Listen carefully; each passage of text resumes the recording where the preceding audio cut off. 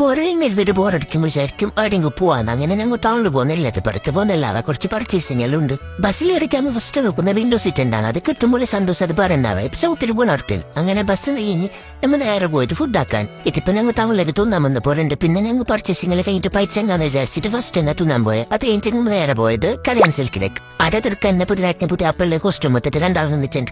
അങ്ങനെ പിന്നെ നേരെ മീത്തക്ക് വന്ന് മീത്തയാണ് സാരിയിലുള്ളത്. സാരി എടുക്കാനുണ്ടായി. സാരിയിൽ എടുക്കുന്നെങ്കിൽ എടുക്കന്നെ പറഞ്ഞവ അത്ര കളക്ഷൻസ് ഉണ്ട് ഇവിടെ. എങ്ങനത്തെ വേണമെങ്കിലും കിട്ടുന്നു.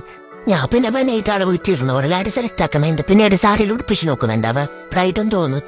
അങ്ങനെ ഉടുപ്പിച്ചിട്ട് നോക്കുന്നിടെ അവന് പിന്നെ ആരെ പിടിച്ചോണ്ടേം കറിയില്ല. അങ്ങനെ ഫോണിൽ ഇച്ചിട്ടില്ലത്. ഫോണ് കിട്ടിയ പിന്നെ ഇപ്പൊ എന്റെ പിള്ളേർക്ക് എന്ത് വേണ്ടാളൂ. ഈ സാരി ബാലായിട്ട് നോക്കുന്നതല്ലവ. വീഡിയോയിൽ കുറച്ച് ക്ലിപ്സ് ലൈക്കോട്ടിട്ട് നോക്കിയേ. എങ്കും എങ്ങനെയല്ല അങ്ങും എല്ലാ ഭാഗത്തും പോയിട്ട് ഇങ്ങനെ നോക്കുമ്പോ അതൊരു പാങ്ങ് പറഞ്ഞ ഈ ഗൗണാണില്ല അതിനെ മംഗളിക്കാൻ തോന്നിപ്പോയി. അപ്പൊ നാട്ടിലൊരാള് പറഞ്ഞത് മീത്തൊക്കെ ഇറൻസൈലുണ്ട്. അങ്ങനെ പിന്നെ എന്ത് നോക്കിയിട്ട് നേരെ മെത്തക്ക് പോയി. എന്തും എങ്ങൊന്നുമില്ല എന്നെങ്കിലും പുറത്തേ നോക്കാലോ. നോക്കാൻ വരെ അമ്മ പൈസ ഒന്നും കൊടുക്കണ്ട. അങ്ങനെ പിന്നെ മീത്ത് നോക്കി. അങ്ങനെ പിന്നെ അതിലെ താക്കന്നെ വന്ന താഴെ പിന്നെ നല്ല കോഫി ഉണ്ട്. കോഫി കുടിച്ചിട്ട് നേരെ ക്ലാസ്സിൽ പോയി. ക്ലാസ്സിൽ കഴിഞ്ഞിട്ട് ഞാൻ ഇപ്പൊ പഠിക്കൊന്നുള്ളത്. അപ്പൊ ഇത്രയല്ലോ. ബൈ.